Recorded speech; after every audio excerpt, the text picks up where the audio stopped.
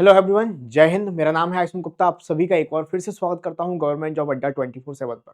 आज हम लोग बात करने वाले एक ऐसे टॉपिक के बारे में जिसमें स्टूडेंट्स को काफी डाउट रहता है, एसएससी वर्सेस बैंकिंग। तो इस आने वाले साल 2025 में किस पर ज्यादा फोकस करें? क्या हम एसएससी की तैयारी करें, क्या बैंकिंग की तैयारी करें? किसमें ज्यादा वेटेज है, किसमें ज्यादा हमारे लिए बेनिफिशियल रहेगा, किसका जो आपका सब्जेक्ट्स है वो इजी रहता है, किसमें तैयारी करना आसान है, किसकी एसएससी में सैलरी क्या है, बैंकिंग में सैलरी क्या है, सिलेबस क्या रहता है, एग्जाम पैटर्न क्या है, सारी बातों पर हम लोग चर्चा करेंगे। वैकेंसीज में ज्यादा किस में आती हैं, हर एक पॉइंट पर इस वीडियो के में आपको सारी चीजें क्लियर हो जाएंगी। तो चलिए शुरुआत करते हैं बिना किसी देरी के। एसएससी वर्सेस बैंक, मैं इसमें आपको सारी छोटी से छोटी डिटेल, बड़ी से बड़ी डिटेल सब कुछ बताने वाला हूं, और आपको क्या चुनना चाहिए, एसएससी या बैंकिंग या दोनों, मैं आपको वो भी बताने वाला हूं। कितना टाइम लगेगा तैयारी में, ठीक है। चलिए शुरुआत करते हैं इस वीडियो की।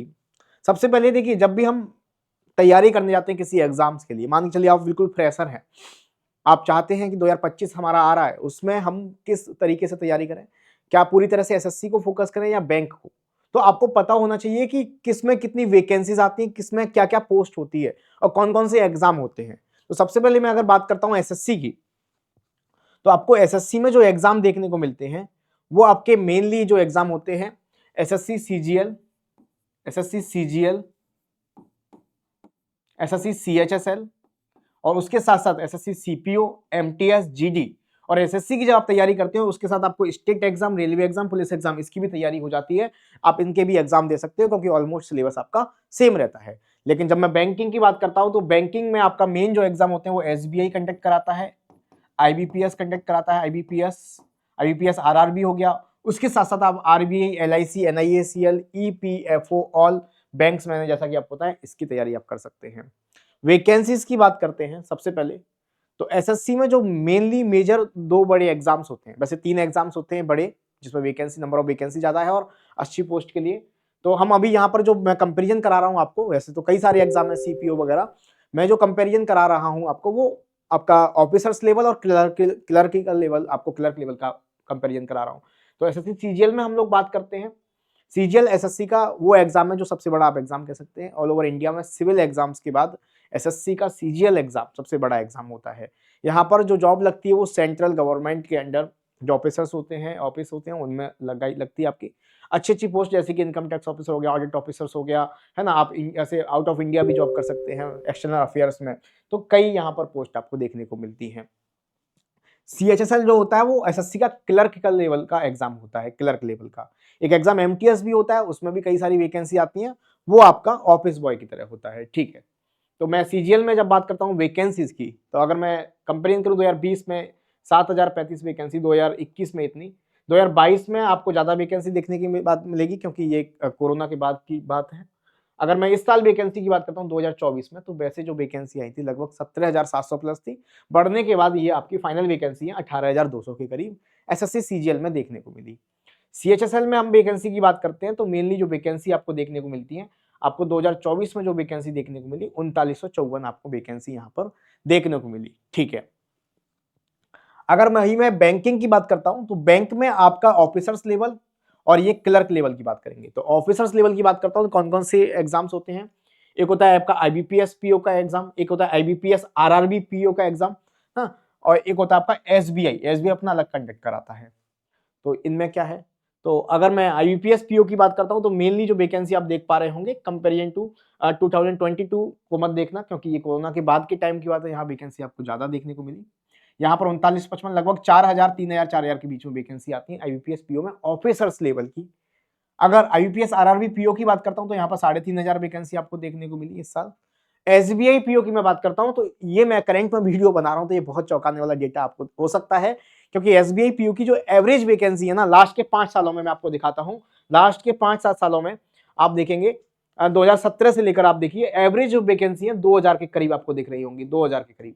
जबकि इस बार 2024-25 में वैकेंसी बहुत डिले हुआ एसबीआई पीओ का, और जो एक्सपेक्टेड वैकेंसी थी वो 2000 से कई ज्यादा मानी जा रही थी, है ना, क्योंकि क्लर्क की वैकेंसी इस बार कई ज्यादा आई पिछले एक साल की कंपेरिजन में। लेकिन एसबीआई पीओ ने इस बार चौंकाने वाला डिसीजन लिया और 600 वैकेंसी केवल थी इस बार। तो 2024 में जो एसबीआई पीओ की वैकेंसी वो 600 निकल के आई, ठीक है। अगर मैं क्लर्क लेवल की बात करता हूं बैंक में तो 2024 में यहाँ पर 6128 वैकेंसीज थी, IBPS RRB क्लर्क में 5,709 और SBI क्लर्क में जो सबसे ज्यादा वैकेंसी इस बार आई है आपके पास मौका है 14,191। मैं वैकेंसीज क्यों गिना रहा हूं आपको, क्योंकि होता क्या है ना, एक आंधी की तरह समझिए, एक जैसे कि आपकी तरफ जिधर हवा का रुख है उधर आप मुड़ सकते हो। अब यहां पर आप देखेंगे कि एसएससी में स्कैम वगैरह बहुत डिले चल रहा है, लेकिन बैंक में डिले नहीं होता है। और इस बार बैंक में जो वैकेंसी है एसबीआई क्लर्क में वो 14,000 प्लस है। ठीक है, तो आप जो बच्चे एसएससी की केवल तैयारी करते हैं वो इस बार एसबीआई क्लर्क का भी एग्जाम फॉर्म फिल करेंगे, क्योंकि ऑलमोस्ट एसएससी की तैयारी जो बच्चे करते हैं सीजीएल की, उनका ग्रेजुएशन कंप्लीट होता है। यहां पर भी ग्रेजुएशन आपसे मांगता है 20 साल से ज्यादा की एज, यहां पर भी आपको 20 साल से ज्यादा की एज मांगता है, तो आप एसबीआई क्लर्क का फॉर्म भी यहां पर भर सकते हैं। इसलिए मैं आपको वैकेंसी गिना रहा हूं। ठीक है, हम सिलेबस की बात भी करेंगे। तो इस बार आप जो बच्चे एसएससी की तैयारी भी कर रहे हैं या फ्रेशर है, उनके पास मौका ये भी है, अगर आपकी ग्रेजुएशन कंप्लीट है 20 से 21 साल एज है, तो एसबीआई क्लर्क का फॉर्म भी आप भर सकते हैं। चलिए, बहुत अच्छी बात है। उसके बाद बात करते हैं हम लोग कि जब आप एसएससी की एग्जाम की तैयारी करते हैं तो ये सभी एग्जाम भी इसमें आपके कवर हो जाते हैं, है ना, जैसा कि मैंने अभी बताया। और बैंकिंग एग्जाम के साथ आपके आरबीआई का, एलआईसी का, एनआईसीएल, ईपीएफओ और जब जितने भी बैंकिंग एग्जाम है, इंश्योरेंस एग्जाम है, ये सब कवर हो जाते हैं अगर आप बैंकिंग की तैयारी प्रॉपर वे में करते हो। ठीक है, चलो ठीक है, अच्छी बात है सर। इसके बाद हम लोग बात करते हैं सिलेबस की। तो सिलेबस की अगर मैं बात करता हूं तो एसएससी का जो इंग्लिश का सिलेबस है वो as compare to banking English syllabus वो ईजी होता है।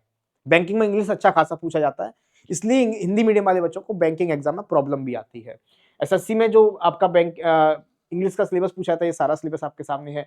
रीडिंग कंपैरिजन हो गया, इडियम फ्रेज हो गया, one word substitution, sentence correction, active passive, ये सारा सिलेबस आपको देखने को मिलेगा।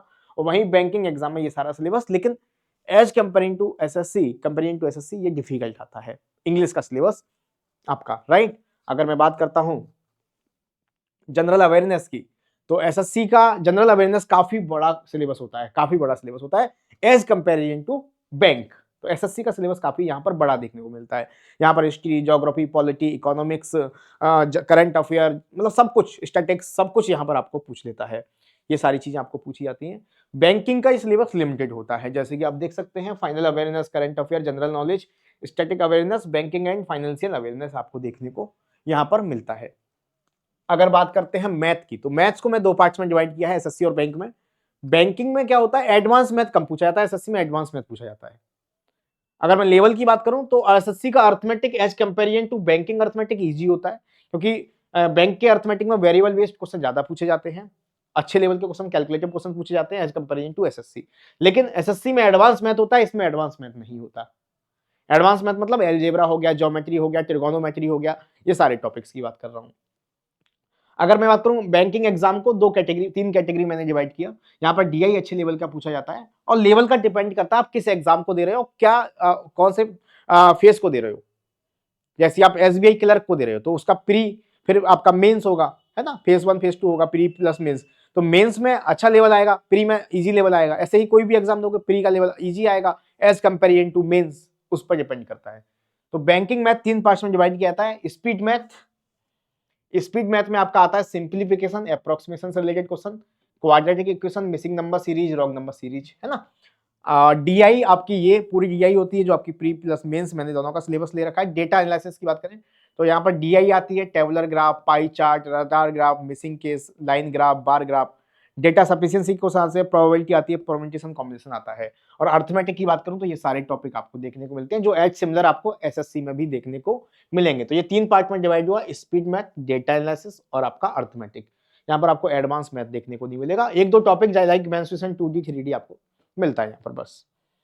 एसएससी का सिलेबस काफी बड़ा होता है मैथ का, है ना, क्योंकि यहाँ पर एडवांस मैथ के कई सारे टॉपिक और काफी बड़ा सिलेबस इनका भी अपने आप में होता है, लाइक ज्योमेट्री हो गया, mensuration 2D 3D, trigonometry, height and distance, DI, statics, probability, coordinate, permutation combination, algebra, और ये आपका अर्थमेटिक का सिलेबस देखने को मिलेगा। तो ये मैथ में आपको समझ में आया होगा।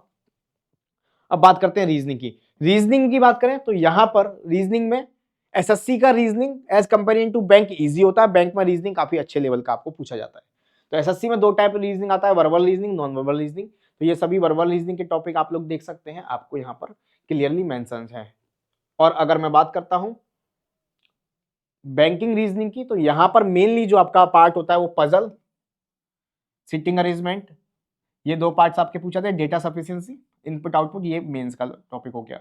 ये आपके अच्छे लेवल के यहाँ पर पूछे जाते हैं। ये मिसलिनियस के टॉपिक है, alpha numerical series, coding decoding inequality, syllogism, blood relation, direction test, ranking alphabet, ये मिसलिनियस के टॉपिक हैं। ये रीजनिंग का आपका पार्ट होता है। लेकिन पजल हो गया, सिटिंग अरेंजमेंट हो गया, है ना, इनपुट आउटपुट हो गया, लॉजिकल रीजनिंग मेंस का पार्ट है। इसमें अच्छे लेवल के क्वेश्चंस आपको देखने को मिलते हैं।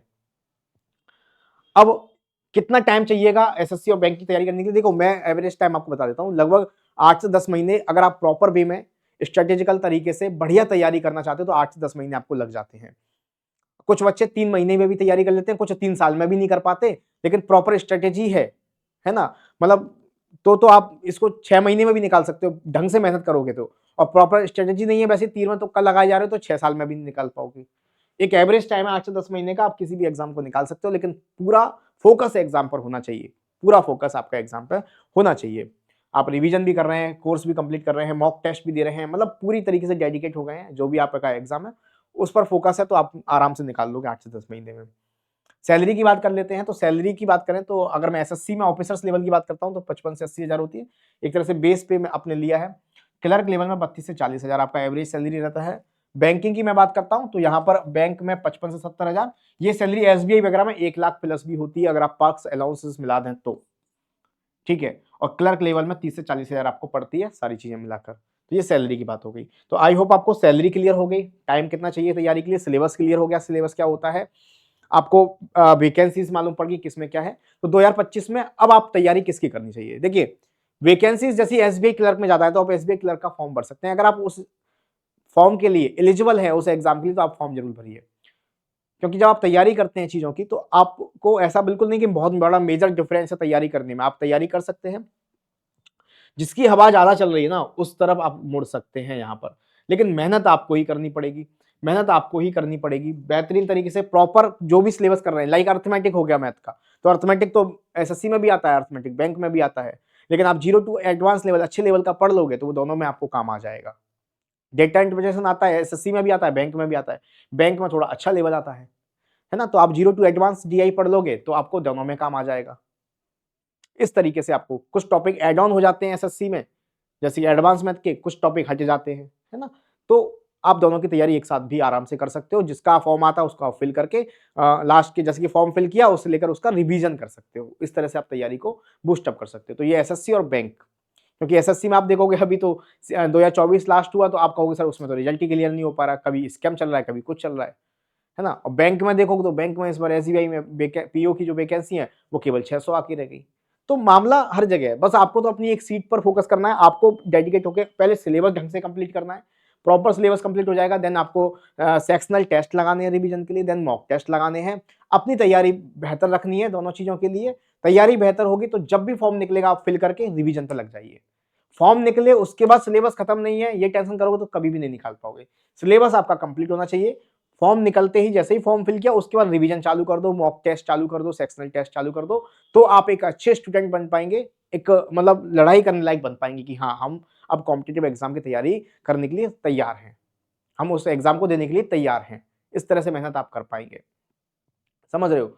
बैंक की भी जॉब अच्छी है, एसएससी की भी जॉब अच्छी है। एसएससी की बैंक में जॉब में होता क्या है कि आपको लोगों से डेली डेली आप बैंक क्लर्क बन गए या पीओ बन गए तो डेली डेली लोगों को मिलना पड़ता है। एसएससी की जॉब में ऐसा नहीं होता, मेनली जॉब में ऐसा नहीं होता। बैंक में क्या, एसएससी में क्या है सबसे बड़ा फायदा, मंडे टू फ्राइडे की जॉब होती है, 6 बजे के बाद आपकी छुट्टी, सैटरडे संडे मौज करो, कोई टेंशन नहीं है।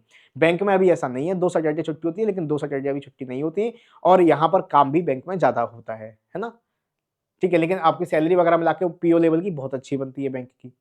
तो दोनों चीजों का अपने बेनिफिट्स है, अपने नुकसान है। लेकिन अगर आपको एक पोस्ट चाहिए तो आपको दोनों के लिए ही मेहनत करनी पड़ेगी।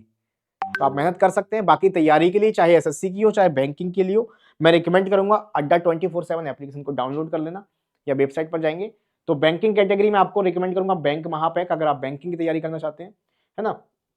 बैंक महापैक में आपको रिकमेंड करूंगा जिसमें बैंकिंग के जितने भी एग्जाम्स होते हैं वो सभी आप लोग यहाँ पर दे सकते हैं। इस पर जैसे ही आप क्लिक करेंगे बैंकिंग की जितनी भी एग्जाम है सभी आपको एक ही पैक में मिल जाएंगे। और 12 मंथ का आप एनरोलमेंट करते हैं तो बाई नाउ पर क्लिक करेंगे, यहाँ कूपन कोड लिखना है Y994। जैसे ही आप कूपन कोड Y994 लगाएंगे, Y994, और इसको अप्लाई कर देंगे तो ये आपका लगभग 2800 का पूरा पड़ जाएगा। ठीक है, अब ऐसे ही एसएससी का महापैक भी एनरोल कर सकते हैं। एसएससी का महापैक भी आप लोग एनरोल कर सकते हैं। एसएससी कैटेगरी में जाएंगे, एसएससी कैटेगरी में जैसे ही आप जाएंगे, ये रहा एसएससी, और एसएससी महापैक यहाँ पर एनरोल कर सकते हैं। एसएससी महापैक में भी आपको एसएससी के जितने भी एग्जाम होते हैं वो सारे के सारे आपको यहाँ पर देखने को मिल जाएंगे। ठीक है, बाई नाउ पर क्लिक करेंगे, कोड Y994 यूज करेंगे, आपको डिस्काउंट मिल जाएगा। बाकी और क्या डाउट रहेगा आपको बैंक और एसएससी को लेकर, आप पूछ सकते हैं। मेरा Telegram Ayushman sir math group, यहाँ पर मैसेज कर सकते हैं, कमेंट में बता सकते हैं। ये कोड है जिससे आपको मैक्सिमम डिस्काउंट देखने को मिलेगा। तो अभी जाइए, ज्वाइन करिए, तैयारी को बूस्टअप करिए और तैयारी में लग जाइए। फालतू की बातें नहीं सोचनी है, मतलब जितना टाइम देना है फोकस तरीके से तैयारी में देना है आपको। एक बार तैयारी ढंग से कर लो, फिर आप एग्जाम के लिए रिवीजन करते रहेंगे। ठीक है, चलिए, thank you, bye bye, take care.